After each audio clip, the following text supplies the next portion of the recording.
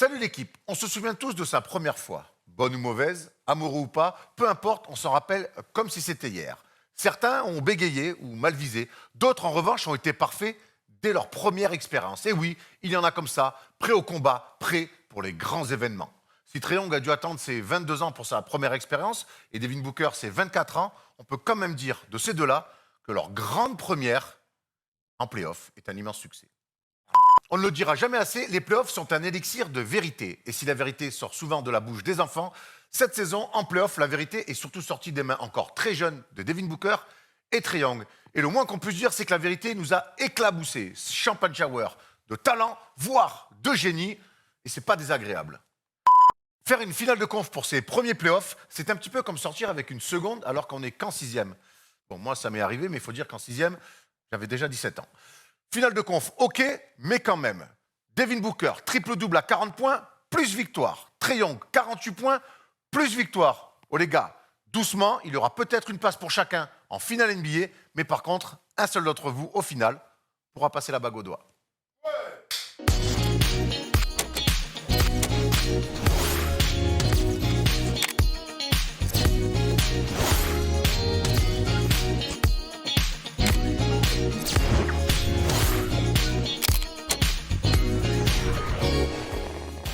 Salut l'équipe, on est jeudi et le jeudi c'est le First Day Show. Va-t-on assister à la finale NBA la plus inattendue de l'histoire? Et pourquoi pas? Pour en parler avec moi, mes deux métis, Thomas et Tutur, comment ça va les garçons? Ça va impeccable, ravi d'être là. Un bon jeudi en perspective. Exactement, très content d'être là. Ça fait un petit moment que tu t'es peut-être pas vu t'asseoir dans ce canapé. Ah ouais, j'avais fait les radios libres, mais First Day Show, ça fait longtemps. T'as des choses à nous raconter, hein? Exactement. Il s'est passé beaucoup de choses, tout de gris vêtu, Tutur. En plus, tu as envie de parler de l'équipe de France aujourd'hui, je pense qu'on va se régaler. Ouais, c'est vrai, c'est vrai. Il me met dans la merde. Il a des avis très forts sur le sélectionneur Vincent Collet. Vincent, j'espère que tu resteras jusqu'au bout de cette émission. C'était pas Arthur, prévu. Arthur a des choses à te dire.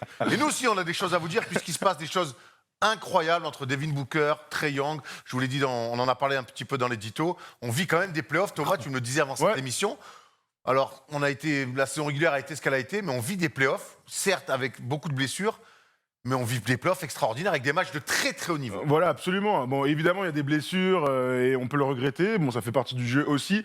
Mais voilà, mon constat, c'est que je vois beaucoup de super matchs, beaucoup de matchs serrés, beaucoup de performances individuelles de très haut niveau, des trucs collectifs aussi qui me font kiffer, des rebondissements, des retours dans des séries. Donc, je prends mon pied et tous les soirs, quand on se fait, enfin le lendemain, quand on se fait nos petits récaps, en ce moment, c'est rare qu'on ait passé de mauvaises nuits NBA.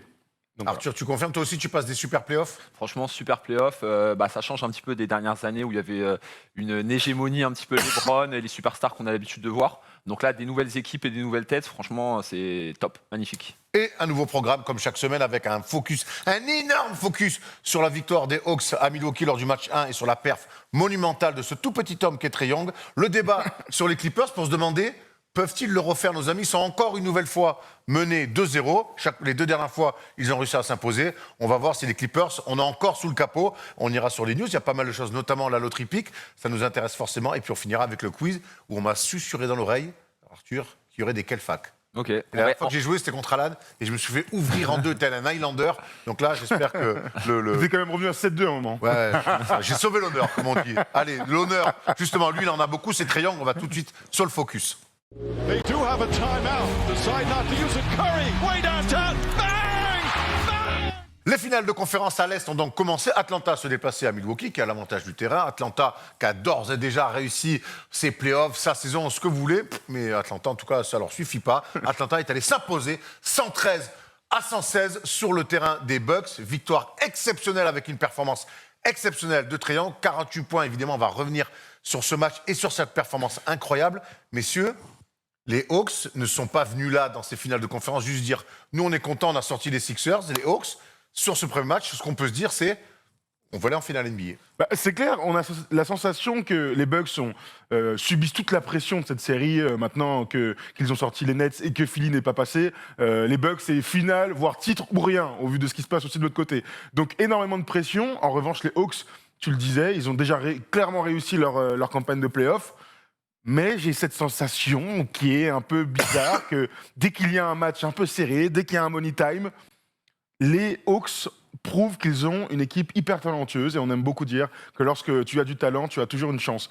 Hier, on a vécu franchement une performance individuelle de Trae Young de très très très haut calibre, des performances dont je me souvenir longtemps. On plaisantait un peu tout à l'heure, je disais ça me fait penser un peu à Everson en finale contre les Lakers. Bah ouais, je vais carrément là-dessus. J'ai vu qu'un homme hier soir, c'était Trae Young. Ouais, je suis assez d'accord avec toi, sauf peut-être sur la fin du match où tu dis que les Hawks, ils ont ce talent pour revenir dans le match. Moi, j'ai vraiment l'impression que c'est les Bucks qui craquent complètement. Franchement, à 2 minutes de la fin, à aucun moment je vois les Hawks revenir. Bon, voilà, on sait qu'ils ont des armes, mais bon, voilà, je trouve que c'est les Bucks qui ont un petit peu craqué. Bah écoute, non, sinon, globalement d'accord avec toi. Hein. Je te rejoins sur les Bucks, on va y revenir à moi, Middleton, quand t'es à +5 et que tu... Ah ouais. Shooter à 3 points, au bout d'un moment, frérot, amène de l'alternance. Justement, on va revenir quand même sur cette performance de Trae Young, parce que, oui, les Bucks, je pense que jouent mal ces dernières minutes quand ils mènent à plus de +5 à 3 minutes 30 de la fin. Il n'empêche qu'à un moment donné, il y a un petit homme qui fait une chanson incroyable. Il y a aussi John Collins qui est monumental. Il y a Clint Capella qui fait un match de bonhomme. C'est du talent, ça. C'est du talent. Bah c'est oui. du talent. Alors, on va commencer avec la paire de Trae Young quand même, parce qu'elle est historique. Victoire à l'extérieur des Hawks. Les Hawks avaient commencé leur série face aux Knicks, victoire au Garden. Série face aux Sixers. Non, victoire Sur le flotteur de Trae Young. Victoire. Premier match face aux Sixers, victoire chez les Sixers. Et encore une nouvelle fois, victoire à l'extérieur à Milwaukee. 6 victoires, 2 défaites à l'extérieur, le bilan des Hawks. Et puis Trae Young, quelque part, la série est encore longue, écrit quand même l'histoire. On va le voir notamment en tableau. C'est le record pour un Hawks sur un match de play-off. Il est sur la troisième place. Sur la troisième place, pardon. 50 points pour Dominic Wilkins, 50 points pour Bob Pettit, c'est important de bien le prononcer, et donc 48 points pour Trae Young. Ça a quand même classe le bonhomme. On peut enchaîner encore avec des tableaux. Les joueurs de moins de 23 ans, donc il rejoint LeBron James et Kobe Bryant, rien que ça. Bravo monsieur. Et puis ensuite, les cartons en finale de conférence. Alors là, il rejoint le gratin de Jordan. Gratin Dauphiné. Hein. 54 en 93, Nowitzki 50 en 2006, LeBron James 49 en 2014, LeBron James encore une fois en 2007, 48, Nowitzki encore une fois 48 en 2011. Et puis Trae Young vient se glisser gentiment avec ces belles personnes. C'est quand même des performances, et on le voit avec qui il se retrouve. C'est des performances exceptionnelles. C'est des performances légendaires. C'est des performances légendaires, mais moi, franchement, ça m'étonne pas. Tu vois, quand j'ai vu ce matin, j'ai d'abord vu le résultat, après j'ai regardé le match, j'ai vu l'orgie offensive. Franchement, ça m'a pas étonné. Tu sais. Et en plus, pas dans un match d'attaque. Ouais, c'est pas un match en 125, 130 points. Pas dans un match d'attaque. Il a pas un pourcentage de fou, mais franchement, ça m'étonne absolument pas. Alors, bien évidemment, on est dans une autre époque que même les années 2010 qui sont pas si loin que ça, mais au vu de ce que ce gars est capable de proposer, il est tellement fort sur pick and roll, on va y revenir tout à l'heure. Franchement, moi, ça m'étonne pas. Moi, on dit qu'il a rejoint beaucoup de légendes. Par contre, il y a un truc qu'il a fait où lui seul, à jamais le premier. J'aime beaucoup ce titre d'ailleurs. Trae Young est le premier joueur de l'histoire à réaliser une perf à 45 points et 10 assists en finale de conf. Ouais, c'est une stat folle. Et on parlait du gratin dauphinois, hein, pas de Dauphiné, hein, c'est Critérium Dauphiné, mais ça n'a rien à voir avec un plat de cuisine. C'est que c'est le seul meneur de jeu aussi. Et moi, ça, c'est quelque chose qui me marque parce que tous les autres, ce sont des athlètes. Alors, on peut mettre Dirk Nowitzki dans une case à part. Il n'empêche que c'est un poste 4 de 2m13. C'est le seul petit mec au physique normal qui, normalement, en play-off, doit subir les défenses. Et ça, c'est quelque chose sur lequel on peut revenir aussi. Mais on était sûr que Ben Simmons ou Matisse Thybulle allaient l'éteindre, que Jrue Holiday allait l'embêter, ou Middleton, par exemple, aussi. Trae Young ne subit absolument pas son petit physique. Il est tellement rapide, tellement malin, quoi qu'il arrive à sortir par sa vitesse, sa changement mais tu vois, de vitesse. Comme tu dis, le rythme plutôt. Tu parles de ses qualités physiques, voilà, on parle de sa taille et tout, mais tu vois, il les compense largement avec la vitesse. Sa vitesse est tellement exceptionnelle, tu vois. Lorsqu'il joue le pick and roll, qu'il arrive en haut, il est capable de s'écarter rapidement et de pouvoir réaccélérer pour aller. Mais on a déjà vu des petits physiques, tu vois. Tu vois, un peu comme Tony Parker, tu vois, sur la vitesse, sur la capacité de percuter. Alors bien évidemment, bien meilleur shooter, bien meilleur sur pick and roll, hein, bien que c'est pas les mêmes carrières. Mais voilà, tu vois, moi, il compense complètement et ça m'étonne pas que ce genre de gars puisse être aussi performant à ce niveau-là. Hein. Compense par une vitesse, par une vista, et puis j'adore le dire enfin, par de l'alternance. Parce que Trae Young, sa qualité première quand il arrive en NBA, oui, on parle de forgeur sur pick and roll, mais on se dit il va surtout vivre par le tir à 3 points. C'est un petit Steph Curry, c'est ce qu'on aimait bien dire. Il n'est pas spécialement adroit sur l'adresse extérieure même dans son match d'hier. Et même en saison. Hein. Même en saison. Par contre, ce qu'on adore, c'est que défendre sur lui, c'est un enfer parce que lecture sur pick and roll et l'alternance. Et ce petit flotteur à mi-distance. Donc, c'est-à-dire, je peux shooter à 10 mètres, même si j'ai pas un énorme pourcentage, je reste une menace quand même. Mi-distance, mid-range, les flotteurs, les kicks dans les corners, l'alternance qu'amène Trae Young est un casse-tête incroyable pour tous les défenseurs et Dieu sait qu'il en a pris depuis le début de ses playoffs. Pour l'instant, il n'y a personne qui a réussi à défendre sur Trae Young sur le pick and roll. On avait été déçus par la défense des Knicks. On a été aussi déçus par les Sixers qui avaient toutes les qualités pour pouvoir défendre. Je rajouterais un troisième truc, plus que le kick, c'est la passe lobée. Qui est une force aujourd'hui en NBA primordiale, que James Harden affectionne de malade. On l'a vu avec Capella. Et comme de par hasard, il y en a un autre qui en profite, c'est Clint Capella. Je prends vite fait la petite déclaration de Jrue Holiday. Il va beaucoup dans la pâture pour prendre ses flotteurs. On doit essayer de le forcer à prendre ses tirs et à ne pas lui donner la possibilité de trouver ses coéquipiers sur la alley-oop. Exactement. Moi, l'alternance, elle se situe en 3 temps, mais distincts. Pick and roll, capable de trouver John Collins avec la planche notamment, ou Clint Capella. Alors Est-ce qu'on peut revenir sur Est-ce qu'on peut juste revenir sur cette action crié, la passe avec la planche là. Brook Lopez, il prend un Thomas. Non mais il est là. C'est spectaculaire. Moi, j'ai crié devant mon ordi. Il n'empêche que la lecture, faire ça, c'est pas juste une contre-attaque où tu es à 2 pour du showtime. C'est la passe qu'il faut faire, le timing qu'il faut faire. C'est que là, on n'est clairement pas sur du showtime. Je pense qu'il y a... Tous les gars des Hawks savent qu'il peut potentiellement faire cette passe. Il n'y a que les gars des Bucks qui sont surpris. Mais c'est un truc de ouf. Et comme tu dis, c'est pas pour le spectacle. Franchement, il la rate ou ça se fait pas. Bah, en fait, il pourrait le refaire après parce qu'on sait que c'est pas un excès de confiance. C'est pas bon. Effectivement, il faut avoir de la confiance pour pouvoir le faire, mais c'est pas du bullshit. Franchement, c'était programmé incroyable. Absolument. Incroyable. Quelle action. Action incroyable. John Collins régale. Quel Thomas incroyable. Bah tiens, on le regarde vite fait. Mais c'est vrai que tu parles du timing, c'est exactement ça. Pourtant, il y a Brook Lopez, très bon contraire, joueur très grand, qui est complètement pris. Alors, vaut mieux le faire avec John Collins et avec Aaron Abotret, évidemment. No offense, Aaron, but. Tu sais que alors, je vais te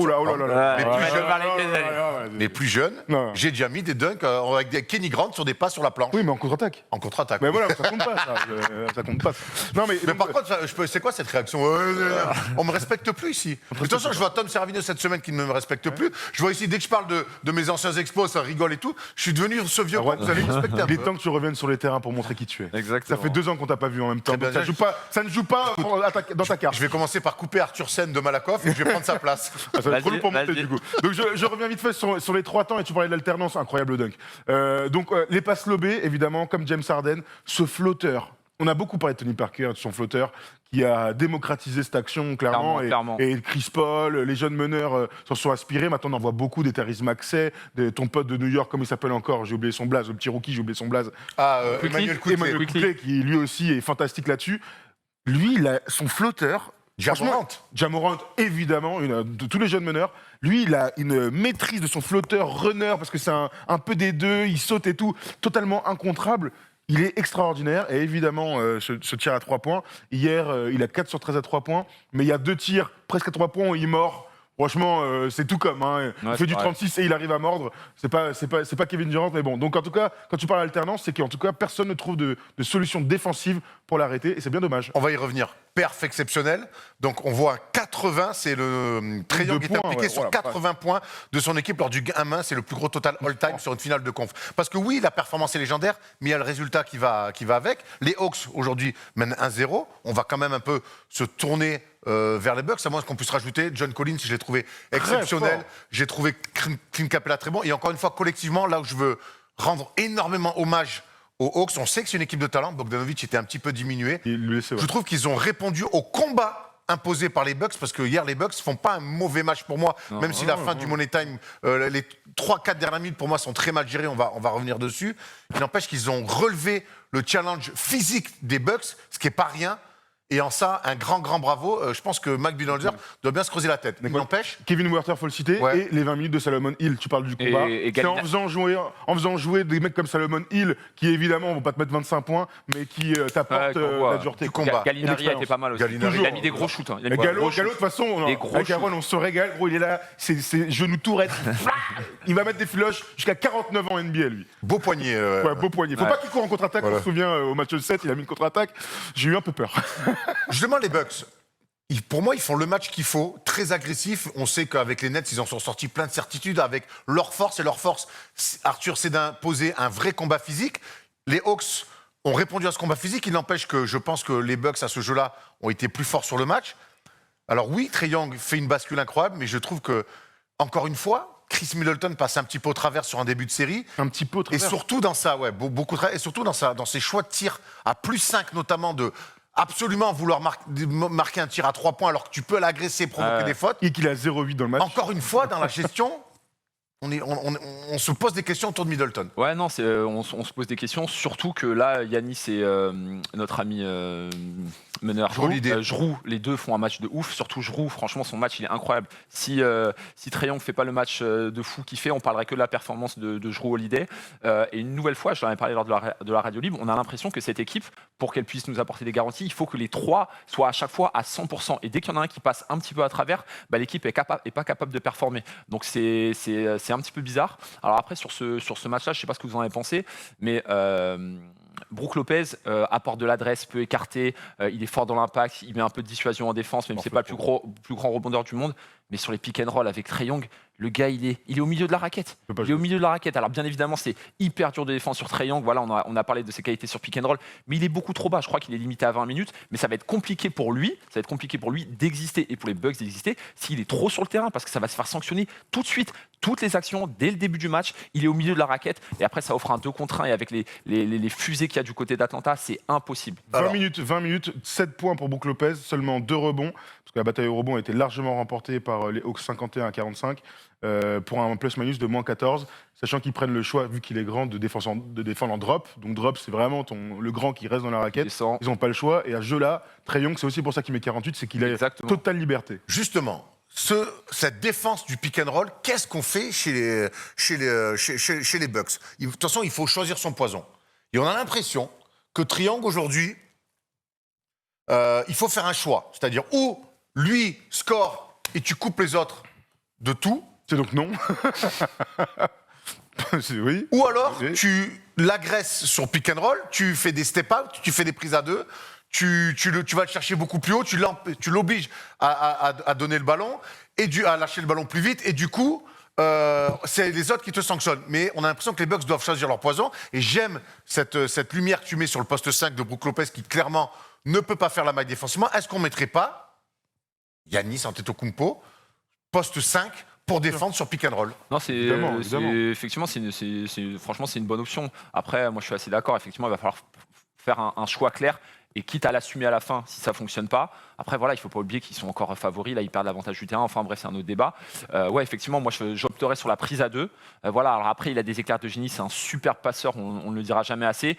Mais voilà, il n'empêche que voilà, mieux vaut que ce gars-là n'ait pas la balle et qu'il s'en débarrasse le plus vite possible. Je te rejoins complètement. Maintenant, on a compris que Trae Young était un joueur supérieur comme Luka, comme ce type de joueur-là, ou comme Steph Curry. Donc, quand les joueurs sont sur un nuage d'adresse et qu'ils sont les maestros de leur équipe, parce que la stat des 80 points, il n'y a que Luka qui est dans ce type de stat complètement folle à tout gérer dans une équipe, il faut que ces joueurs n'aient pas la balle dans les mains. Donc, la seule réponse que je vois, c'est de jouer avec PJ Tucker 4-5 et Giannis l'autre 4-5. J'ai vu Bobby Portis qui a pas mal joué. Tu peux essayer parce que lui au moins il est un peu plus mobile, mais Giannis doit être le défenseur de Clint Capella ou de John Collins, parce que c'est aussi ça le souci, sur la pose du pic, de l'agresser, que ce soit Jrue Holiday, Connaughton ou Middleton. Il faut y aller à fond, une prise à 2 et essayer de limiter la casse sur un 4 attaquants contre 3 défenseurs. J'ai pas encore vu le deuxième meneur de jeu comme l'a été Boris Dio pour les Spurs il y a quelques années ou Draymond Green pour les Warriors. J'ai pas la sensation qu'ils aient ce type de joueur-là dans l'effectif. Peut-être que John Collins, peut-être que Gallinari nous feront mentir, mais je demande à voir. Ils sont exemplaires, c'est pas leur profil. Bon, exactement, c'est pour ça. Donc je demande à voir. Après, moi, il y a quelque chose qui me gêne un petit peu dans ça, c'est qu'en fait, du coup, ça serait quoi? Ça serait à Milwaukee, favori de la série, équipe la plus régulière sur ces 3 dernières années, qui serait obligée de s'adapter face à un seed 5. Non, ça me gêne. Tu le vois comme ça. Est-ce que Milwaukee ne joue pas contre le meilleur joueur de ses playoffs à l'Est? Allez, avec Durant, mais Durant est... Ouais, les deux. Donc du coup, tu as certes peut-être la meilleure équipe, mais est-ce que finalement, le meilleur joueur de cette série, c'est pas Trae Young? Dans les problèmes que tu poses. Alors attention, je ne suis pas en train de dire que Trae Young est un meilleur joueur qu'Antetokounmpo. Je dis juste que sur la réalité de ces dernières semaines, à un moment, est-ce que Trae Young n'est pas ce joueur qui te pousse finalement tactiquement à coacher différemment? J'ai envie de te dire que oui, Ah, moi. alors forcément, ça t'oblige à coacher différemment, ça c'est obligatoire. Après voilà, faut pas oublier que Yanis, je crois que ses stats en playoff depuis le début, il a 30, 32 oui, et il est 13. archi fort. 32 et 13. Oui. Donc voilà, après, Il y a pourquoi 30 et 10 pas en obliger playoff, aussi Atlanta à faire des adaptations, et c'est peut-être là qu'on peut aussi attendre de C'est-à-dire voir Budenholzer en attaque, voir s'il peut pas Yanis, proposer d'autres choses. Et puis surtout, Yanis, il fait ce qu'il a à faire hier. Ouais, il fait ce qu'il est a, ce dur, qu'il a à faire. il est proche du cercle, il est vraiment dans toutes les leçons qu'il a apprises dans sa série face aux Nets. Qu'est-ce que tu veux qu'il fasse de plus? Pour moi, le problème, il est défensif. Hein, et en attaque, il faut un bon match. non, je te dis juste que voilà, peut-être Après- trop de solutions. Et puis en plus, Atlanta, voilà, il leur manque, comment il s'appelle, DeAndre Hunter. Franchement, ça fait une grosse perte. Moi, en fait, je suis assez d'accord avec vous sur le constat, mais je me dis, ça fait tâche de voir cette équipe des oui, t'as Bucks, raison. qui est censée être ultra Mais- favorite, qui a l'avantage du terrain, qui est la plus ils ont- régulière, être obligée de s'adapter Moi, je- comme ils ont tapé never Philly, hein. par rapport à Là, Atlanta. là où je suis très Philly, hein. déçu. Moi, je te dis, là, je reviens. Là, le Money Time, pour moi, il est très mal géré. La sortie de temps mort, quand c'est Middleton qui a la balle, qui kick, et que c'est Pat Connaughton Ouais. qui prend un airball à 3 points, alors que tu as Drew Holiday qui a 33 pions, et que tu as Yanis qui fait un chantier à l'intérieur.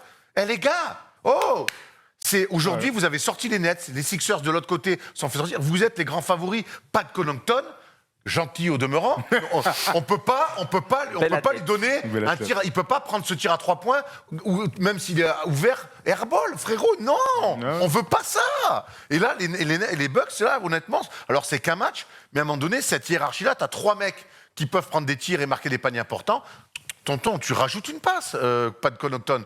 Donc là-dessus, sur ce Money Time, va peut-être falloir aussi revoir certaines choses, parce que je reste persuadé que le match des Bucks, il est bon. Et après, ils ont à faire face à une équipe des Hawks fantastique, avec un joueur extraordinaire. Pas sûr qu'ils mettent 48 à tous les matchs. Donc, t'es pas non plus, et là je te rejoins, Arthur, t'es pas non plus obligé de tout te réinventer parce que tu as perdu un match. Il n'empêche que dans les moments chauds, avec un mec en face qui sait gérer la boutique, c'est pas à Pat Connaughton de prendre des tirs. On est d'accord. On est d'accord. Moi, je suis d'accord sur la lecture de l'attaque des Bucks. Par contre, ils ont fait le bon match. Tu prends 48 sur pick and roll. Pour moi, c'est un très mauvais match défensif. Très. Je parlais de l'attaque, ouais. Ouais, en attaque, c'est pour ça. Très mauvais match. Après, il a mis 48 que sur pick and roll. Ouais, il met Donc, au bout d'un moment, t'es une des meilleures défenses NBA, si ce n'est la meilleure. Tu dois être capable de limiter un type que sur pick and roll. Il est même pas en ISO. En ISO, il y a un mec sur un nuage, KD sur un nuage. Là, c'est que du pick and roll. Aussi fort soit-il, tu es obligé de le limiter. Et il y a plein de tactiques pour limiter un joueur. Moi, je pense que et c'est là que le physique extraordinaire d'Antetokounmpo, il ne sert pas qu'à courir, faire 3 pas et mettre des dunks avec les gencives au niveau du carré blanc. Ça sert aussi justement à aller Sacrée sur, image. ça sert aussi sur pick and roll à pouvoir agresser cette épée, aller reprendre, justement, prendre beaucoup d'espace avec son envergure. C'est aussi ça à quoi doit servir ce physique extraordinaire de Giannis Antetokounmpo. Donc moi, je te rejoins complètement, Arthur. Peut-être Brook Lopez n'est pas adapté complètement à cette série et que Giannis et la paire Giannis-PJ Tucker sur pick and roll pour pouvoir réduire les espaces et les lectures de Trump qui, pour l'instant, C'est aussi le souci ça. de jeu contre les Hawks. T'as raison, c'est la gestion défensive des shooters, du spacing. Parce que quand t'as Werther, qui est merveilleux, alors qu'il fait pas un grand match, quand t'as Gallinari, t'as John Collins, t'as quand même 3 mecs qui sont capables d'envoyer avec une vraie fiabilité. Donc ça, c'est aussi la beauté des jeux des Hawks. Collins, il fait 1-5 à 3 points, mais celui qui met, c'est dans le corner, là. Tout à fait. Mais il a plein de un petits gros tirs et shoot, tout. un énorme énorme shoot. TG. Voilà, donc c'est des mecs Énorme. fiables à 3 points. C'est aussi ça le côté insoluble des Hawks. Et que pour l'instant, même Philly, qui est clairement une top défense, n'a pas réussi à. Moi, c'est pour ça que résoudre. donner de l'aide sur les côtés faibles à l'opposé, avec des mecs qui peuvent mettre dedans, c'est pour ça que c'est sur le 2 contre 2 du pick and roll où je trouve qu'il faut qu'ils arrivent à réduire les espaces là. Et donc, je pense que Giannis a ces cannes et a cette envergure pour le gêner. En tout cas, le match 2, c'est vendredi soir. On a hâte de voir ça parce que clairement. tactiquement, ça va être aussi très intéressant de voir comment Budenholzer va s'adapter à ça. En tout cas, les Hawks, quoi qu'il arrive, un grand bravo, les messieurs, gars. vous nous régalez. Et pourquoi pas les retrouver en finale. En tout cas, ces mecs-là jouent pour aller en finale. Hein. Ouais, Ils ne sont, clairement, pas venus se faire clairement. ouvrir, hein, ça c'est sûr. Et puis- Grand bravo à Nate McMillan aussi. Ouais, bravo. Et on a une grosse pensée à Lloyd Pierce. Hein. C'est bien, messieurs, d'avoir des convictions. Maintenant, quand on voit ce que Triangle est devenu avec Nate McMillan, on se dit que peut-être c'est bien de s'adapter à des joueurs de talent. Nate McMillan, qu'on finit avec ça, vous pouvez le placer parmi les meilleurs joueurs NBA. En attaque, il n'a aucun point faible. Oui, en attaque, il n'a Là, aucun point faible. pour l'instant, en tout cas, En c'est attaque, il n'a aucun point faible. compliqué d'aller. Peut-être le dunk, il ne dunk pas. Donc, il y a encore. Il ne le donne pas, ouais. Pas C'est- encore. Pas encore. Et puis, moi, je voudrais finir sur Triangle. J'adore les joueurs que j'aime pas à la base et qui me font les kiffer sur le terrain. Ouais, ouais. Ça, Ça c'est la C'est meilleure. le fameux respect. Voilà, exactement. C'est moi, au début, je Comme n'aimais disait pas Aretha trop. Franklin, hein. Et je trouvais qu'il en faisait trop quand il fait ça à Miami, qu'il perd le match derrière. Je trouvais qu'il mettait la charrue avant les bœufs. Il voulait faire le bonhomme avant d'avoir prouvé sur le terrain. Bon, ben là, bravo, respect. Et même Steph est convaincu. C'est dire la perf du bonhomme. Ah ouais, c'est D'ailleurs, clair, c'est clair. hier, on le voit, son chimichek. Est-ce qu'on Incroyable. kiffe ou il en fait trop? Il kiffe, gros, il Ouais, gagne. et on vraiment, kiffe. Il kiffe. N'hésitez sûr. pas à défendre sur lui, par contre. Hein. Tout seul 40 secondes, il va mettre. Hein. Très bien. Cette série se continue. Nous, on va refermer le focus de l'Est et on va aller à l'Ouest pour se demander si les Clippers peuvent une nouvelle fois revenir. They do have a timeout. Decide not to use it. Curry, way downtown. Bang! Bang! Cette saison, chez les Clippers, une série de playoffs ne commence pas avant d'être menée 2-0. Bon, ça tombe bien. Les Clippers sont désormais menés 2-0. On se souvient, face à Dallas, même avec l'avantage du terrain, menés 2-0. Face à Utah, pas l'avantage du terrain, 2 défaites dans l'Utah, menés 2-0. Et cette fois-ci, nous, deux fois deux défaites à Phoenix, avec deux money time ratés, ou en tout cas perdus par les Clippers. Est-ce que les Clippers ont laissé passer leur chance? Moi, je pense pas qu'ils aient laissé passer leur chance pour répondre à cette question. Je pense qu'ils en ont raté un et perdu un des Money Time. Ils peuvent complètement revenir. Je pense qu'ils l'ont prouvé déjà par rapport aux deux Quand séries tu dis précédentes. raté un, manqué un, perdu un. Perdu, c'est le premier, raté, c'est le deuxième. Exactement. Clairement. Je pense qu'on est à peu près tous d'accord. Voilà, les Clippers, c'est une équipe qui est assez particulière. Voilà, de base, au début de saison, ils faisaient partie des 3 favoris avec les Nets et avec les Lakers. Saison compliquée, on se dit on va les attendre en playoff quand ils seront en pleine forme. Ça commence toujours très mal. Mais ces gars sont très bien joués. À chaque fois, ils jouent contre des équipes qui nous font plus kiffer clairement. Voilà, Utah et même Dallas sur le premier tour. Ils arrivent à trouver des ressources. Voilà, alors des fois à l'extérieur, des fois chez eux, ils arrivent à trouver des ressources et à se remettre petit à petit dans le match. Alors là, il y a une chose qui change, c'est qu'il n'y a plus que Kawhi Leonard, mais moi je suis persuadé que cette équipe, elle peut faire 2 matchs, elle peut gagner 2 matchs au Staples Center et revenir complètement dans la série. L'équipe a des ressources. Ça, maintenant, c'est plus à prouver. Cette équipe a aussi de l'orgueil, mais cette équipe avait de l'orgueil avec Kawhi Leonard. Alors, on a sûrement sans Kawhi Leonard, on l'a vu lors du match 7 où on avait été bluffé. Maintenant, est-ce que ce sera suffisant pour revenir dans la série? Le grand souci, parce que j'ai envie aussi de commencer par ça, c'est qu'il n'y avait pas Chris Paul côté Phoenix, Qui reviendra et qui revient pour le match 3. Exactement. Donc pour moi, ça fait quand même une énorme bascule dans Oui et la non. projection. Oui et non, parce qu'en fait, Cameron Payne... Cameron Payne sur le match 2, C'est au du Chris moins... Paul. Non, c'est pas ça, c'est Non, qu'en mais- compensation, Oui, c'est mais- au moins... Mais Tu dans as les raison, fois- mais sauf non, que mais- Cameron au moins. Payne peut être aussi très bon à côté de Chris Paul. Donc tu vois ce que... Ouais, mais ça l'a pas été non plus tout le temps. Et puis il y a le temps de jeu très sur lesquels souvent. ils vont se marcher. Ce que je veux dire, c'est que Très en souvent, fait, tu vois, le match où il met 29 points, en plus, il fait un peu de la merde à la toute fin du Et alors du que game. si avec Chris Paul, Il fait un peu de la merde, Oui, mais bon, mais- il les porte jusque là. Voilà, il y a Chris Paul et Cameron Payne ne jouent pas. Tu sais, voilà, c'est la même chose. Donc, pas sûr, bon, quand c'est même. pas quand toi- forcément Non, mais quand un t'as super pas Chris Paul, argument. ce que dit Arthur, et je le rejoins, quand Chris Paul ne joue pas et que tu as Cameron Payne qui sort du bois, qui fait 29-9, tu peux te dire qu'en termes de volume statistique, en tout cas, cette absence-là, elle est comblée. ça va dans l'autre sens vu qu'ils ont gagné. Oui. Oui, voilà. Mais moi, je vois surtout que je prends les deux équipes et je vois une équipe qui se renforce grandement. C'était plutôt dans ce sens-là. C'est ça. Donc voilà. Après, il y a quelque chose. Je parlais avec mon pote Gaspard, pas ton frère, hein, mais mon pote Gaspard, qui me disait il y a un truc que je trouve fou avec cette équipe des Clippers, c'est qu'ils jouent comme s'ils étaient au playground. Et je vois. Au début, je disais mais non, regarde. C'est Paul Il me George. dit mais regarde. C'est une équipe de playground dans le sens où la hiérarchie, elle est parfois illisible, que chacun fait son truc, qu'ils sont un peu sur le truc Thug Life avec Pat Beverley, leur grande gueule et tout, que ça part un peu dans tous les sens, mais qu'ils arrivent à performer Et- dans ce système qui, avec moins de hiérarchie qu'avant. tu sais Et ça il a raison. Ça, c'est un peu l'effet Paul George. Moi, je les trouve bien, les Clippers, sur les 2 matchs, honnêtement. Je trouve qu'ils ont des ressources, qu'ils s'accrochent, qu'ils ont la bonne attitude. Vraiment, je trouve qu'ils ont le langage corporel est bon. Alors, je te dis, ils perdent un premier Money Time, ils ratent le deuxième avec ses lancers francs de Paul George, on va y revenir dessus. Mais je trouve que l'attitude est... Je trouve une oui. vraie bonne attitude de La ces fameuse Clippers. âme qu'on Voilà, cherchait. exactement. Je la trouve plutôt bonne. Ils sont pas aidés. Alors, Tyrone Lue, on dit tout et son contraire de chaque semaine, mais je trouve que sur ce début de série, ils ne sont pas aidés au niveau du coaching. Là aussi, on va se poser des questions sur est-ce qu'ils doivent revenir complètement sur le small ball. Mais tout ça, ce truc un peu playground, il n'y a pas de hiérarchie, je trouve que c'est un peu Paul George. Et pourquoi Paul c'est George, bien parce que c'est lui, quelque part, qui prenne des fois un rythme un peu chelou. Je trouve que des fois, il perd des ballons dans le dribble, alors qu'il dribble. Il s'enferme dans des dribbles, on ne sait pas pourquoi. Tu crois? Moi, je crois que c'est surtout. Moi, c'est l'absence de situation des Kawhi. joueurs, Moi, c'est l'absence de Kawhi et qui l'association fait que c'est un des peu plus joueurs. freestyle. Alors après, Et pas de meneur de jeu aussi, j'ai hein. pas trop envie de lui taper dessus, mais Maurice, franchement, il prend un volume de tir des Oh, fois. c'est beau, Il c'est abuse. trop. Et puis c'est pas ça. En fait, tu vois, moi, ça me dérange pas qu'il prenne 10, allez, même 15 tirs certains soirs. Mais c'est au moment auquel il les prend. Des fois, il les prend au tout début du match. Le gars, il va enchaîner plein de tirs comme si c'était lui la resta. Et pareil, en fin de quart-temps, en fin de possession, c'est lui qui prend des tirs de ouf. Donc, Mais c'est lui le effectivement- 1-bis, hein. Ouais, voilà. C'est Mais lui un bis. c'est un très bon joueur. Franchement, moi, je trouve que même les deux frères ont vraiment progressé lors des dernières années. Mais là, c'est un petit peu trop. Et pour reprendre l'effet playground, moi, je pense que c'est plus l'absence de Kawhi. Après, Paul George, il a toujours été comme ça. Il prend des gros tirs. Et franchement, hormis le fait hormis la fin du match où il craque complètement, il fait plutôt 2 très gros matchs avec Ah des oui, très d'accord. gros tirs. Et tu des vois. grosses fins de match. Alors oui, il y a les lancers francs, mais il les ramène. Il est plutôt. Je te dis, il a vraiment. Quand on parle de l'attitude, c'est parce que c'est leur numéro 1 à l'attitude qui Ouais, va oui, avec. ouais, Ah, clairement. vraiment, il est Clairement. vraiment, il est vraiment kiffant. Après, on va revenir quand même sur ces 2 lancers francs.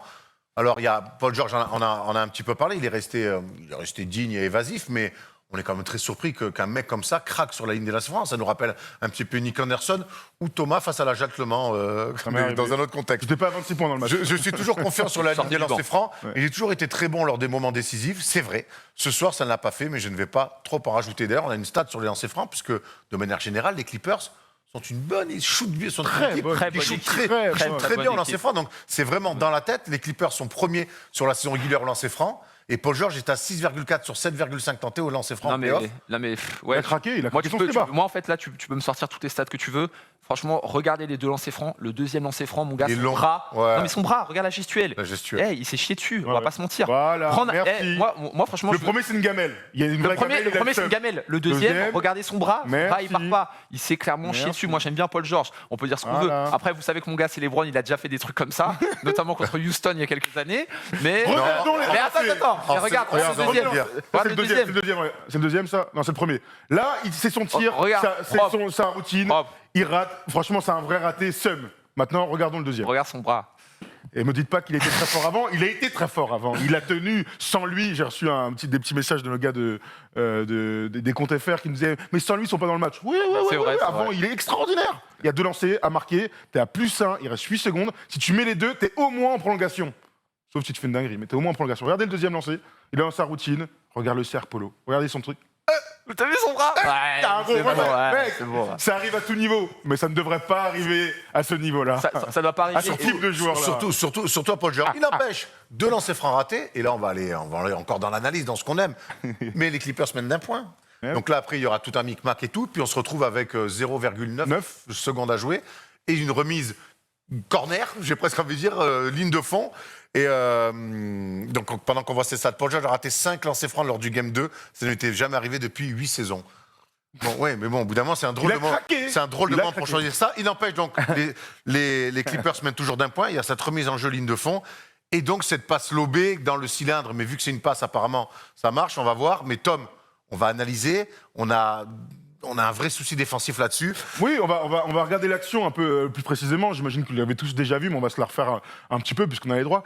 Allons-y vite fait sur ce système donc, de Monty On n'a pas Williams. les droits, hein, par contre. Non, c'était une blague évidemment. Qui était déjà coutumier du fait. Hein. On se rappelle qu'aux Sixers, il était assistant et avait déjà vu ce type de système côté Sixers. Regardons ça. Donc, c'est Jay Crowder qui fait la passe. On fait re-rentrer DeMarcus Cousins parce qu'il est grand pour jeûner la passe. Les joueurs qu'il va falloir garder à fond, c'est évidemment Zubac et DeAndre Ayton et Devin Booker et Nicolas Batum. Là, on regarde vite fait. Au début, c'est Pat Beverley qui est déçu et il change au dernier moment en disant que Michael Bridges est peut-être dangereux et puis il faut mettre des joueurs plus grands, donc Nicolas Batum dans la raquette. Donc je le disais, DeMarcus Cousins, Zubac. On fait un petit focus sur eux. Ensuite, on avance tranquillement. Regardez Devin Booker qui est donc l'homme sur qui il faut défendre en priorité. Eh bien, se concentre un peu dans la raquette, se fait un peu oublier. Nico est dessus, il n'y a pas de souci. Premier écran de DeAndre Ayton sur Cam Johnson, c'est un leurre. Regardez le regard de Zubac qui est à fond sur DeAndre Ayton.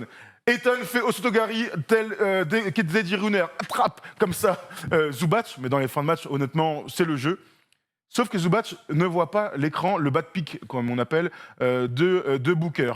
Nico Batum est dessus, et dans ce moment-là, soit on change surtout, je crois que c'était vraiment pas ce qui a été demandé, soit il faut au moins bumper, parce que Zubac est pris dans l'écran, vrai avantage de DeAndre Ayton, Jack Crowder est parfaitement placé, fait une parfaite passe, Zubac est en retard, et Nico, en fait, prend le parti de rester sur Devin Booker. Regardez. Après, Pat Beverley ne peut pas complètement Il peut décrocher. pas En tout cas, c'est faire pas les tout seul, consignes, sinon tout à Mike fait. Vidridge est tout seul. Et donc ça donne un alley-oop dans le cylindre, pas dans le cylindre. Ça, j'en ai rien à foutre. Il n'y a aucun souci, c'est accepté. Le problème, c'est que dans ces cas-là, un back pick, il faut être annoncé par le défenseur du poseur de pick. C'est Nico Batum qui doit derrière soit le bumper, soit changer. Il n'y a aucune autre bonne défense possible. Moi, ce qui me gêne, et c'est ce qu'on avait notamment des fois dit avec les Clippers, c'est qu'on est dans j'ai l'impression qu'on est dans l'improvisation. On se comprend pas. On voit dans la position de Nico, on voit qu'il est très strict pour couper complètement Booker. Mais là, le système, c'est un système de base. Hein. C'est un back pick.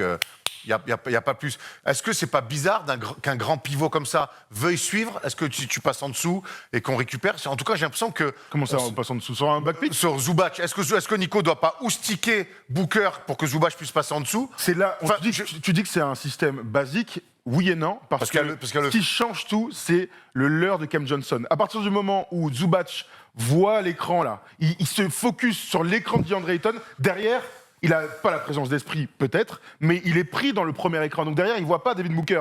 Ouais, mais c'est à Nico, pour moi là, déjà, no offense Nico, hein. Mais pour moi c'est à Nico d'annoncer et à Nico de bumper, parce que sinon... Arthur, est-ce que quand tu es sur un écran comme ça, quand tu as un grand Zubac, moi, ce qui me pose un problème là-dessus, c'est qu'il ne voit pas la balle. Il est complètement strict sur un poste 5.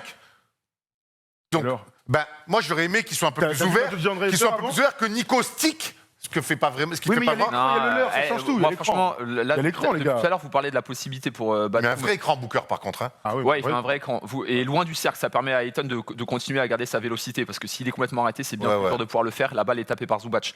Moi, vous dites que Nicolas Batum peut faire un bump.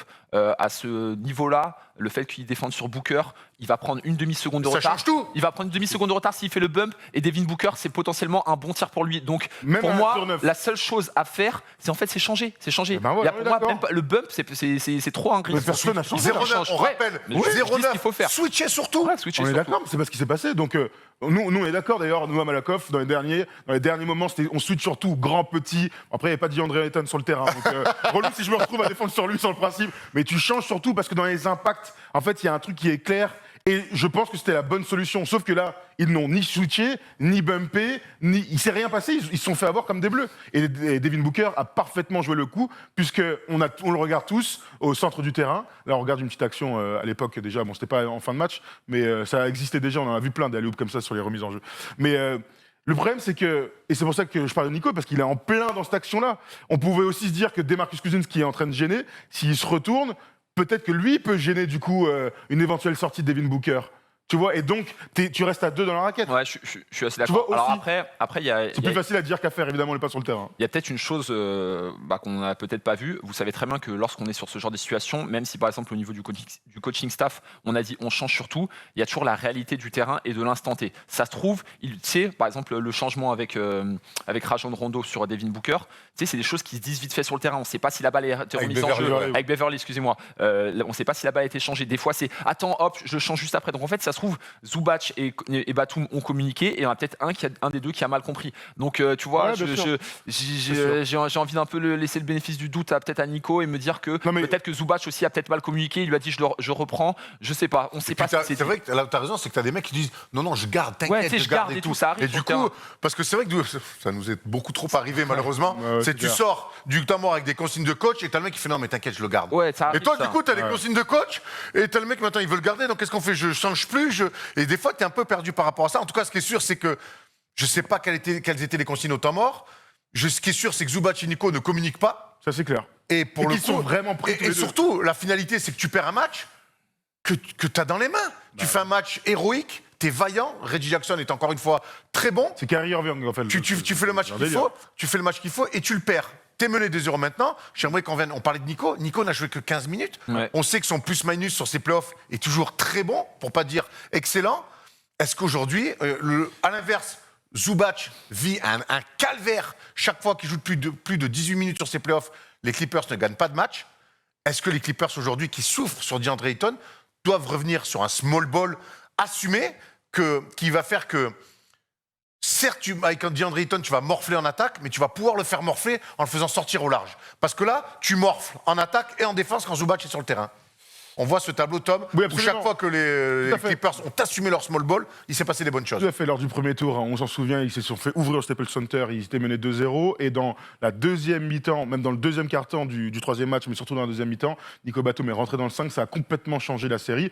Ensuite, Rick Carlisle avait tenté Boban Marjanovic, le pari n'avait pas été fait. Lors du tour suivant, contre le Jazz, exactement la même chose. Dès le début du troisième match, Nico Batum rentre dans le 5 majeur et ça change complètement la série. Ça leur donne une assise défensive bien plus solide et du spacing en attaque. Ça avait vraiment tout changé. Bon, à l'époque, il y avait Kawhi Leonard. La première question qu'on peut se poser, c'est pourquoi est-ce qu'il ne reste pas dans cette philosophie et plutôt que de remettre Zubac à chaque fois. Parce que moi, il y a mettre Zubac dans le 5 qui me gêne, et puis il y a de sortir aussi, comme il s'appelle, Terrence Mann. Terrence Mann. Terrence Mann, Ouais. ouais. Mais alors, tu sors Nico, tu lui files que 15 minutes. Terrence Mann sort du banc. Et t'es quand même dans le match. Hein. Ouais, t'es quand même dans le match. C'est ça Mais qui est moi, bizarre. vraiment, jouer les deux petits, là, Reggie Jackson, Pat Bev. Pat Beverly joue énormément ses minutes, c'est un truc de ouf. Il doit être à 26 ou 28 minutes, je sais pas. Il a 26, ouais. Tu me diras, franchement, je trouve qu'il joue 6 beaucoup. points. Alors, sans rentrer dans ces extrêmes-là, peut-être juste descendre un petit peu le temps de jeu de Zubac qui souffre énormément parce que le match 2, Ayton, il a pris des bons petits tirs, il a réussi à écarter le jeu. Et Zubac, c'est compliqué pour lui. Franchement, Zubac, c'est vraiment un super joueur. C'est vraiment un super joueur. Il a pas joué les niveau. Pas Mais là, son niveau. là, c'est compliqué. Là, c'est compliqué. Et augmenter effectivement le temps de jeu de Batum parce qu'il doit être à 15 minutes alors qu'il joue peut-être 2 fois plus sur le match d'avant. C'était bizarre d'ailleurs ce choix. Hein. Je comprends pas pourquoi Nico C'était joue pas bizarre. ses 30. En fait, on a l'impression que Comme si t'étais la fatigué défaite du match 1 a mis une pression folle à Tyronn Lue et il s'est dit ok, il faut que je fasse des changements extrêmes et ça se caractérise carrément sur le temps de jeu parce que Batum il doit être à moins 20 minutes et Zubac il doit être à plus Il a 15 minutes 15 par minutes, rapport. Nico. Donc en fait ouais, c'est Trop bizarre. 15-16, ouais. Trop bizarre. franchement c'est trop peu. Par rapport à ce qu'il a Mais fait surtout jusqu'à par présent. rapport c'est au trop peu. bien qu'il fait. Quand tu vois, tu parles de Maurice qui prend beaucoup trop de tirs, tout ça et tout. Justement, il faut compenser avec des gars comme ce qu'a fait Nico oui. parfaitement depuis le début de ses playoffs. C'est le lien, la passe en plus, le geste juste. Défensivement, en plus, il est vaillant. Grave. Il est vaillant à soi, il passe devant les grands, il est là. Donc, justement, il rend ce small ball embêtant pour les équipes qui jouent grand. Et là, du coup, il repart là-dedans. J'ai pas trop compris. Terrence Mann, je pense il peut défendre sur des petits, il peut défendre sur des grands. Justement, est-ce que Terrence Mann n'est pas le joueur parfait pour remplacer Kawhi dans le physique, hein, je parle, et puis même pour jouer small ball aussi. Mais complètement. Et puis, Il faut l'assumer, ce small ball. Terrence Mann est jeune, Terrence Mann est très athlétique, a des longs bras, et face à cette équipe-là, voilà, il est capable de pouvoir changer sur tous les écrans, et on ne cessera de le dire en NBA, lorsqu'on a des gars qui sont capables de switcher sur les écrans sans prendre la sauce, c'est un sacré plus. Et là, effectivement, il n'a pas beaucoup joué. Après, quand il tombe dans des matchs où il a une adresse folle, comme lors du match 6 ou 7 la dernière fois, c'est que du bonus. C'est du bonus. Exactement. Arthur, on ne dit pas qu'il faut mettre Terrence Mann parce qu'il a fait 7 sur 10 à 3 points. Exactement. On dit qu'il faut mettre Terrence Mann parce que son physique, son côté touche à tout, peut aider encore plus à assumer le small ball côté Clairement, Clippers. clairement. On va pas évidemment rentrer là-dedans. Il n'empêche qu'il y a un grand absent de cette série. Évidemment, il y a Kawhi, c'est Serge Ibaka. Le trou que laisse Serge Ibaka est terrible parce que je pense que pour C'était le joueur parfait. se poser à DeAndre Ayton, ça aurait été le joueur parfait. Le souci de tout ça, c'est que on se basait sur les 2 premières séries, ce qui était normal, sauf que Boban, ok, qualité, défaut, on connaît.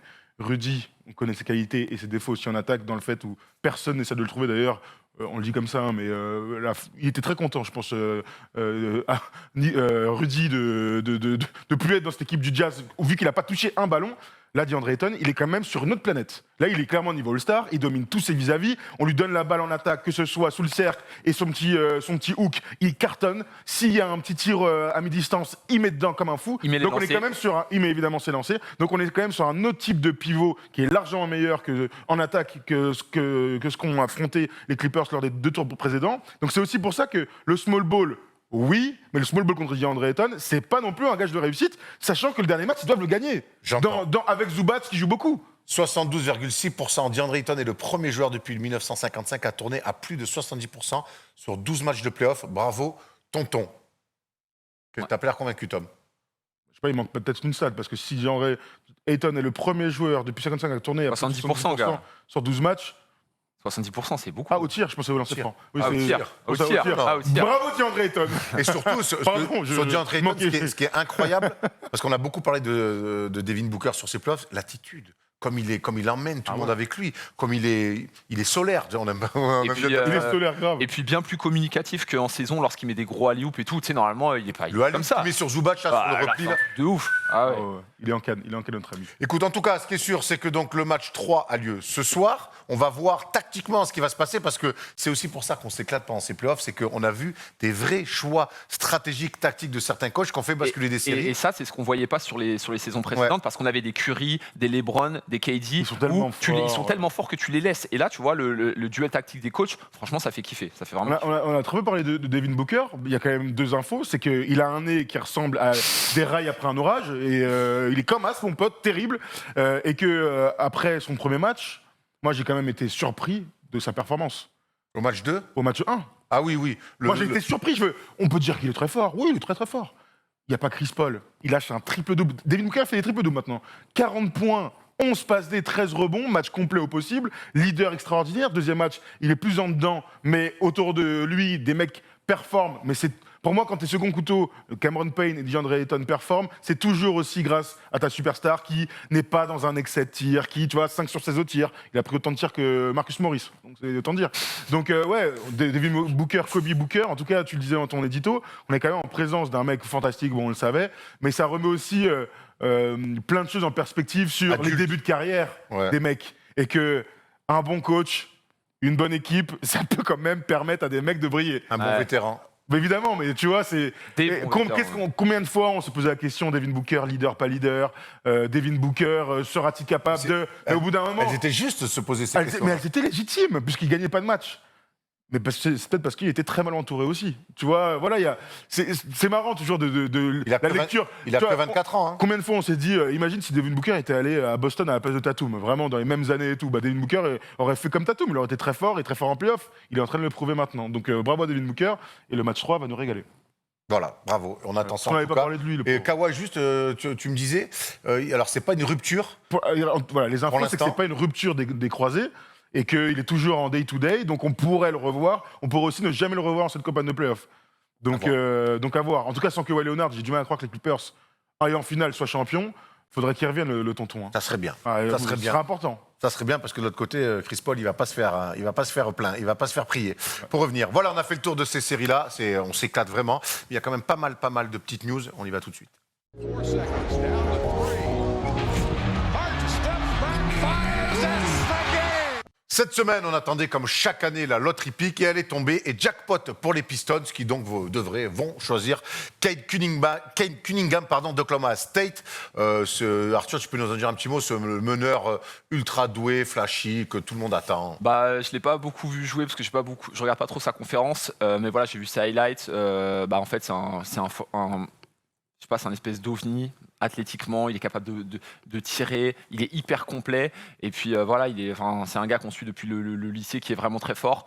Alors voilà, sans aller trop loin, je l'ai pas énormément scouté, mais voilà, si tout le monde est tellement différent À l'unanimité. Hein. que voilà, c'est le plus talentueux et on sait que le talent, et surtout sur ces postes-là, ces dernières années en NBA, ça fait la différence. Tout à fait, c'est clairement le gros lot. Hein. D'ailleurs, les Pistons de Ben Wallace, qui était là lors de le sort de la loterie, se félicitaient de récupérer le choix numéro 1 parce que c'est clairement lui la future star. On a une flopée de meneurs de jeu hyper talentueux NBA. Ça en fera juste un de plus. Hein. Quand tu penses au Ja Morant, au Trae Young dont on a parlé tout à l'heure, bon, évidemment, je ne vais pas tous les citer, mais voilà, c'est le poste le plus incroyable de la NBA et lui ne fera pas tâche parmi tous ces jeunes joueurs. Donc bravo aux Pistons. Ouais, bravo aux Pistons. Donc honnêtement, il y a zéro suspense, hein. Comme à l'époque avec Zion. Les Pistons vont aller sur Cade Cunningham. D'ailleurs, je crois qu'il a dit qu'il irait que faire un workout chez les Pistons. Oui. Ouais, non, mais C'est Donc réglé. d'ailleurs, on voit la Pistons Rockets en 2, Cavaliers en 3, Raptors en 4, Il n'y a pas les Magic en Bulls. 5, Mon pauvre Polo. Thunder en 6, Warriors en 7. Pas mal les Warriors en 7, Magic en 8, Kings en 9, et puis vous voyez tout le reste. Je vais la jouer un petit peu cocorico. C'est pas la meilleure des nouvelles pour Killian Hayes. Clairement. Ah non, c'est pas la meilleure des nouvelles. L'année dernière, ils l'ont pris parce que les Detroit Pistons cherchent un meneur de jeu depuis quelques années maintenant.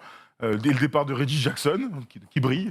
Killian Hayes est censé être amené à être le meneur titulaire dans quelques années, avec l'arrivée de Cade Cunningham. Peut-être qu'ils joueront ensemble, c'est ce que je leur souhaite. Mais en tout cas, le poste de numéro 1, meneur de jeu titulaire, est promis à un autre joueur que notre Frenchie. Donc voilà. Rien d'autre à ajouter. On va avoir à suivre un Burberry. C'est vrai qu'on peut pourquoi pas avoir un one-two punch Ouais, à deux. pourquoi pas, mais bon. On verra en tout cas. Ça reste quand même pas la meilleure des nouvelles pour Kylian. On enchaîne avec Team USA qui apparemment va être revanchard aux Jeux Olympiques. Hein. Est-ce qu'ils nous battent à la Hoops, Erwan Je sais pas, en tout cas, j'ai organisé un match amical face à Malakoff. Je te préviens, Arthur, tu n'étais pas au courant, histoire de qu'il prépare bien les JO. Donc, vous voyez le roster. La dernière nouvelle, c'est que James Harden a été remplacé par Jeremy Grant, ce qui n'est pas plus mal pour Team USA. Ça va un peu rééquilibrer du monde à l'intérieur. Donc, Lillard, Durant, Lavine, qui est aussi l'un des derniers arrivés, Devin Booker, ça dépend s'il va en finale NBA, Draymond Green, Bill, Tatum, Adebayo, Holiday, Middleton, Love, Grant. Ça marche Holiday et Middleton aussi Voilà. pour avoir. Qu'est-ce que c'est que cette bordel Franchement, il y a quelques jours, je sais pas si vous avez vu, je disais sur Twitter, ouais, bon, pour l'instant, Team USA, pas mal, mais bon, on peut les taper. Là, le fait que C'était une semaine, ça. C'était une semaine. Le fait que Durant arrive Voilà. déjà, c'est clairement le game changer et c'est ce qui fait passer cette équipe de Team USA de favori à ultra favori, plus tout ce que tu peux tout mettre. Tellement il est injouable en FIBA. On se rappelle des championnats du monde en 2010. Voilà, en fait, l'équipe Quel trop souvenir. fort. En Turquie, Ouais, quel souvenir en grand Turquie. souvenir En de Turquie. basket international. Un grand souvenir. Regardez la demi-finale. c'est un Ceux truc qui de n'ont fou. jamais vu les highlights de Durant en 2010, ils sont tous sur YouTube, allez regarder les matchs en entier. Ouais, Il crosse des meneurs qui sont en zone. Il a Moi, pas- j'ai jamais vu ça il a- dans l'histoire du basket. Il a 21 ans, c'est un truc de fou. Il est extraordinaire. Non, Il a moi, réussi à mettre une clim sur un public turc. C'est quand même pas gagné. Hein. grave. Et le public a commencé à jeter des briquets, mais sur leur équipe. C'était la première fois dans l'histoire. Non, écoute, franchement, superbe équipe. Alors après, un peu comme en 2012, sans superstar poste 5, donc Adebayo, il est 4-5, Love va jouer 4, il va écarter un petit peu, mais ça me fait penser un petit peu à Team USA 2012. Énormément de talent sur les postes 1, 2, 3, 4, un petit peu moins poste 5, on verra comment est-ce qu'ils vont s'ajuster. Mais bon, avec cette équipe, ils sont bien évidemment ultra favoris et franchement, j'ai vraiment hâte de les voir. Énorme Franchement, hype, à hein. chaque fois, Team USA, c'est On fort à rappelle regarder. on rappelle qu'ils sont dans le groupe de la France. Justement, Le match de la mort. équipe de France de basket, on enchaîne avec les filles qui, elles, donc, se sont qualifiées brillamment face à la sœur de Kevin Durant, qui Qui joue en Bosnie. Hein. incroyable.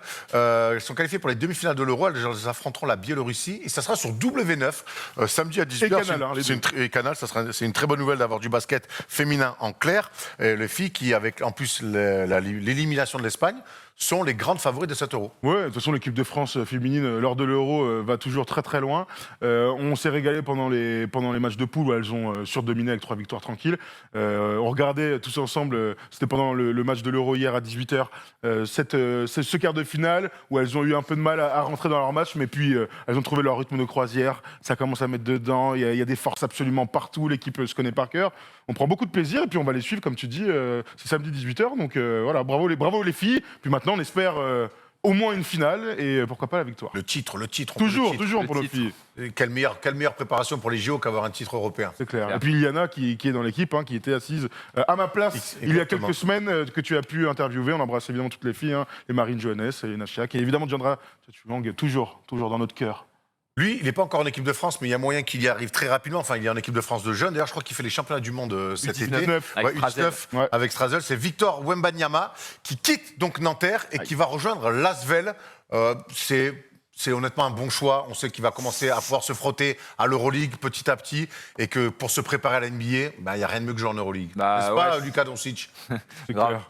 Non, c'est la suite logique pour lui de sa progression.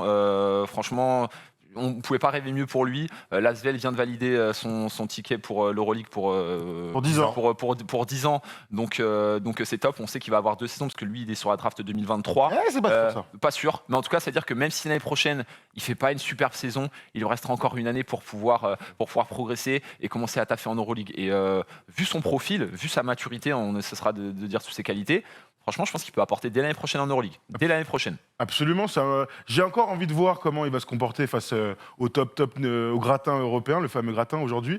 Mais quand tu disais que c'est le choix logique, oui, il reste en France. Il va dans le plus gros club français, c'est important. Il va jouer l'Euroleague. Il step up aussi d'un point de vue compétitif. Et puis il reste en France, donc c'est très cool pour nous. On va pouvoir continuer à le juger et à voir tous ces matchs, que ce soit en Betclic Elite, d'ailleurs, ça a changé aujourd'hui, et en Euroleague. Quand je disais que c'est pas sûr pour 1 ou 2 ans, c'est juste que l'année prochaine, Adam Silver et la NBA pourraient casser la barrière des 19 ans. Donc on pourrait revoir des très jeunes joueurs arriver en NBA. Il n'y a absolument rien de fait. Et donc, du coup, il pourrait arriver en NBA 1 an plutôt que sa draft de 2023. Je souhaite quand même, si possible, qu'il fasse ces 2 ans d'Euroleague. Une année en Lasvel ou 2 années à Lasvel ou une deuxième année dans un grand club européen, il n'y a pas de souci. Je te rejoins quand tu dis qu'il peut apporter directement en Euroleague. Nous, cette année, on a eu la chance de le voir donc à Levallois, dans le derby du 92. Et c'est vrai que dès qu'il rentre sur le terrain, malgré son jeune âge, par sa taille, mais pas que, dès qu'il a la balle, dribbler, shooter, il est encore un peu frêle, donc il a tendance un petit peu à s'écarter. Mais ça reste un mec qui a de l'impact dès qu'il rentre sur un terrain. Et cette année, il est rentré aussi en Eurocup avec Nanterre. On l'a vu mettre des contres, on l'a vu mettre des Il est filoches. meilleur contreur de JP Leeds. Tu vois, JP donc Leeds, il a été aussi meilleur jeune. Donc moi, je suis assez d'accord avec toi. Je vais être très curieux de voir comment Lasvel et TJ Parker avec Freddy Fotoux vont l'utiliser. Mais je suis très excité de voir Victor Wembanyama à Lasvel. Et en plus, il reste en vert. Donc on imagine que s'il continue, Nanterre. Ah oui, ils sont en noir, c'est vrai. C'est en noir et blanc. C'est fini le vert. Là, je voulais faire une blague. Ouais, Il est drafté par les Boston Celtics, mais bon, je me fais baiser. Non, mais ce qui est bien au-delà du fait qu'il aille à Asvel et qu'il joue l'Euroleague, c'est qu'il va être dans un autre contexte. Je crois qu'il est originaire de Versailles ou juste à côté. Donc en fait, Nanterre, c'est juste à côté de chez lui. Là, il va complètement découvrir une autre ville, découvrir un autre environnement professionnel. Avec tout le respect qu'on doit à Nanterre, l'Asvel reste quand même une plus grosse structure, que ce soit avec les jeunes, tout ce qu'ils font. Et puis voilà, avoir un propriétaire, c'est Tony Parker. Il va pouvoir échanger quotidiennement avec lui. Il va avoir un meilleur rapport avec la NBA. Donc franchement, la transition, elle est parfaite. Et Nanterre est un peu dégoûté, c'est normal. Mais voilà, c'est normal qu'il aille à Lasvel, c'est parfait. Bon, très bien, on salue le papa en tout cas de Victor qui est vraiment chaque fois adorable quand on a la chance de le croiser. On finit avec une autre info là, pour l'instant c'est des vrais verts qui resteront verts toute leur vie. C'est les Boston Celtics qui ont enfin trouvé leur coach et c'est Ime Udoka. Et honnêtement, je trouve ça excitant. Oui, c'est un jeune coach qui a beaucoup été assistant, notamment avec Popovic. Mais je trouve que c'est on en parlait dans la libre antenne avec Alan. Tu as bien dit. Ouais, je sais, j'ai réfléchi un peu avant. On le disait dans la libre antenne avec Alan. On avait envie de quelque chose de nouveau. Et c'est ce qu'ils font avec Udoka. Ouais, absolument. Alors la rumeur dit que les joueurs des Celtics qui étaient avec Team USA, parce qu'il est dans le staff de Team USA, Jalen Tatum, Jalen Brown, tout ça, ont été très impressionnés lors de leur dernier rassemblement. Et donc ça a joué énormément en sa faveur. Ça fait quelques temps qu'il est dans les shortlists de coach. On parle de lui comme le meilleur assistant aujourd'hui en NBA. On est carrément, tout le monde est dithyrambique, mais il n'a pas encore eu sa chance. Il l'aura dans une très grande maison. J'ai hâte de voir quel type de coach ça va être, défensif, offensif. Honnêtement, je suis vraiment dans l'attente de quelque chose avec Brad Stevens en tant que GM qui a déjà bougé, on l'a dit, avec le départ de Kemba Walker, le retour d'Hallerford et l'arrivée de notre ami Moses Brown. Moses Brown, on aime beaucoup Moses Brown. On a déjà vu, je sais pas si vous avez vu les images où tu sais, ils l'ont mesuré et tout. Putain, quelle bête. Donc voilà, non, c'est un super choix. Maintenant, il y a plus qu'à cette année, il était adjoint au Nets. Hein. Ouais, tout à fait. Il était adjoint au Nets cette année, c'est intéressant de le dire. Pas trop loin du coup. Il a peut-être vu aussi comment gérer un peu les superstars. Ça ne sera pas de trop quand tu arrives à Boston. Et puis surtout, c'est un mec, n'oublions pas, qui est passé par Vichy en France. Voilà. Qui a fourni. Et qui a plutôt fourni la Betclic élite. Comme c'était pas ça à l'époque, mais il a fourni quand même. Fallait parier sur lui à l'époque. Voilà, le petit jeu de mots est fait. Et qui dit jeu, dit quiz. Et qui dit quiz, dit Ciaravino. It's Lillard. He got the shot off. Allez, qui dit fin d'émission, on dit quiz. Et aujourd'hui, je suis bouillant. Je suis bouillant parce que j'ai refait un Quel Fac. Et Quel Fac, il y a Arthur qui est très très chaud. Et quand il y a Arthur, il y a un gros duel avec Erwan. Ouais. Et il y a Thomas aussi. Mais Thomas, en plus, non mais Thomas, on a l'impression que sur les Quel Fac, il est cata. Mais il adore être l'outsider des. Non, mais oui, exactement. Mais je crois qu'il va jouer pour nous taper. Hein. Je reconnais que mes amis Alan, Arthur et Erwan sont meilleurs que moi. Il n'y a pas de souci. Moi, il n'y a pas de problème avec ça. Je suis pas jaloux. Tu peux briller parce que j'ai fait un Quel Fac un peu spécial. J'ai fait un Quel Fac sur les joueurs qui sont encore en lice, en play-off. Ah. Wow. Donc ça va être des joueurs plutôt récents. Okay. C'est sûr que tu fais un calfac avec moi, ça va être vite vu. Hein. Le mini Les mini stats. Et encore, on va appeler si tu as vraiment été. Alors, on commence. On va commencer facile. Devin Booker. On va pas le chercher. Kentucky, ça a commencé bien. Ouais, je suis désolé. La blague et tout. Kentucky 1-0. Mais c'est plus hors de rire. Ah ouais, d'accord. Putain, c'était l'entraînement, Devin Booker, on s'en fout. Q-point au moins. Avec Q-point. Comment tu dis? PJ Tucker. Texas, un partout. Patrick Beverley. Nevada. Non. Je sais pas du tout. Attends, je l'ai, attends. Il y a beaucoup de A. Alabama. Hein? Alabama, on l'a dit ensemble. Villanova. Non, ça ressemble à Alabama. Non, c'est un autre. C'était Arkansas. Razorback. Il n'y a pas de point, non. Il n'y a pas de point. Il n'y a pas de point, vas-y, il n'y a pas de point. Michael Bridges. Michigan State. Non. Non. Non, Villanova. Villanova. Ah, Mais oui, je le sais, je viens de le dire. Ah, c'est Ah, là, pardon. c'est... Brian Forbes. Michigan State. C'est. Oui, bravo. Oh, vache. 3. Reggie Jackson. Boston College. Oui, bravo. Oh, attends, oui, on a dit un peu. Non, c'est avant, c'est avant. Le départ avant. 4. Je suis à poil. Terrence Mann. Florida State. Ketchki. Oh oui, putain, il est Oh, chaud. vache. Tony Snell. Quoi Tony Snell. New Mexico, non? New Mexico. Bon, attends, oh là, il est injouable. 6-1. J'ai envie de me battre. Allez, ça va venir. Luke Kennard. Duke, putain. Ouais, c'est bon, ça. Pat Connaughton. Hein? Irish de Illinois. Notre-Dame. Notre-Dame. Notre-Dame. Allez, Bravo. Notre ah, Dame. Je te le donne. ça, c'est- Je te le donne. Allez, on a fait un peu plus qu'à moitié. Ah bon Patterson. Pas de patte. Kentucky. Kentucky. Ouais. Bravo. Je suis pas à poil, je suis pas. John Collins. Georgia. Non, Wake Forest. Wake Forest. Chaque fois, je dois me putain. Je veux dire Saint John, rien à voir. Bobby Portis. Arkansas. Oui. Il est bouillant. Quelle Il y a bande deux mecs d'enculés. d'Arkansas, là, c'est Ouais. incroyable. Cameron Johnson. North Carolina. Ouais, et voilà. Bon, il en reste 6. Bon, Ah, ouais. Allez, franchement, c'est bon, allez. allez vous faire mettre avec vos joueurs modernes là. Putain, La ouais. dernière fois, on j'ai parle un truc j'ai trop de trucs à gérer moi. mon gars. Ouais, c'est bon. Erwan, il veut seulement des questions sur Allez, 82, 94. Allez, il en reste 6, les gars. Kevin Werther. Ah, je l'ai. Mais non, je l'ai. Georgia. Non. Maryland. Maryland. Maryland. Voilà. Je dis Un n'importe peu quoi. de, un peu de culot. Rien à voir. N'importe quoi. Brooke Lopez. Ah, mais Je connais que. Stanford. Oui, c'est putain, Stanford, je suis pas bon. Solomon Hill. Ça c'est dur hein. Attends, Solomon Hill. Ouais. Je sais pas. Syracuse. Une belle fac. UNC. Où joue Phoenix. Arizona. Arizona. Ah bon Ok. Allez, il en reste 3. Cameron Payne. On l'a déjà dit. North Carolina, t'as dit. Non, Ah non. Comment je- Murray State. Hein Murray State. Murray State, ah ouais. Ouais. putain. Murray State. Ouais. Ouais. Chris Comme Middleton. Jamorant. Hein Middleton. Chris Middleton. Arkansas. Non, belle fac. Ah, Marquette. Grand État. Attends. Putain. Texas. Texas, bravo. Ah, bien. Et Ah le ouais. dernier, c'était Jeff Teague. Wake Forest. Wake Forest. Wake Forest. Ah oui. Bravo, Bravo, Arthur. Tu m'impressionnes. Ça fait 2 fois que je me fais bien botter. Bravo mon tuteur. Mais quand c'est par mon tuteur ou Alan, ça va. On va se rattraper sur l'énumération. Vous savez que la team USA est très Ouh là sympa. là, ouh là très là. sympa. Ouh là là. Je vais vous demander Paquet quand de même, princesses. depuis 2004, on va faire une énumération sur les joueurs de Team USA qui ont participé aux JO. Donc 2004, 2008, 2012, Ça peut être 2016 long, ça. et 2020 ne compte pas. Ça peut être très long, Allez, on va vite alors. mais il y On a essaie d'aller vite. Ouais, et vous avez le droit qu'il y ait une bavure surtout. Vous Ouais. n'avez pas le droit de bavure, pardon. Ouais, voilà. Ah oui, voilà. Vas-y, bah, je suis le dernier parce que je commence. Bah, vas-y, Kobe. Kobe, R.I.P. LeBron. LeBron évidemment, Kevin Durant. Kevin Durant, Dwayne Wade. Dwayne Wade, Carmelo Anthony. Dwight Howard. très bien, Kevin Love. très bien. Mac. Non. Tim Duncan. Tim Duncan, oui. Chris Paul. Chris Paul, bien sûr. Jason Kidd. Russell Westbrook. Russell Westbrook, oui. Deron Williams. Deron Michael Fox, Red. oui. Michael Red, oui. James Harden. James Harden, oui. Putain, je sais pas si vous voulez. Chris Bosh. Chris Bosh, on l'a pas dit, non, bien. Carlos Boozer. Carlos Boozer, bravo. Jason Kidd. Jason Kidd. Déjà dit, Déjà bavure. Jason Kidd, Quoi bavure. Déjà Bavure. bavure, Ah, déjà- bavure, eh, bavure, eh bavure, oui. retenir. Franchement, je les ai tous en Allez, Eh, voilà, c'est le risque bah, c'est pas mon Bavure, problème. gros, bavure. À toi, Erwan. C'est le risque 2004, d'aller- Bavure. Tim Duncan. Bavure, j'ai gagné.